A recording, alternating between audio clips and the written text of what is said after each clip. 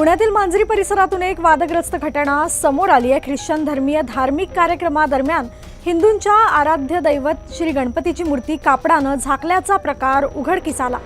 यामुळे हिंदू समाजात संतापाची लाट उसळली आहे।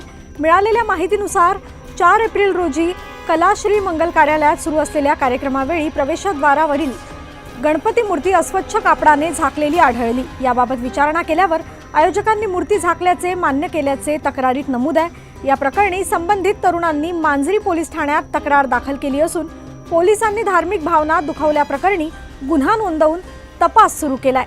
दरम्यान या कार्यक्रमात परदेशी नागरिकांसह राज्यातील विविध भागांतील लोक उपस्थित असल्याची माहिती समोर आली आहे। या घटनेनंतर धर्मांतरणाच्या संशयालाही उधाण आले असून हिंदू संघटना आक्रमक झाल्या आहेत। पुणे शहरातल्या एका सांस्कृतिक ठिकाणी म्हणजे हडपसर परिसर, हडपसरमधल्या मांजरी परिसरामध्ये काही परदेशातल्या लोकांनी येऊन या ठिकाणी हिंदू धर्मातल्या देवदेवतांचा अपमान करून हिंदूंच्या भावना दुखवण्याचा प्रयत्न केला।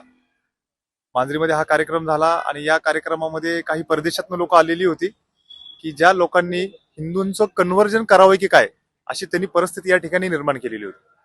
मग पुणे शहरातल्या हडपसर मधले जे काही विश्व हिंदू परिषद, बजरंग दल, राष्ट्रीय स्वयंसंघ आणि सगळ्या तमाम हिंदुत्ववादी सहकार्यांच्या जोरावरती आज या हडपसर मांजरी पोलीस स्टेशन मध्ये गुन्हा दाखल व्हायची आता प्रक्रिया चालू आहे की जेणेकरून पुन्हा कधी आमच्या भावना कुणी दुखू नये हा आमचा प्रयत्न असेल याच्यामध्ये।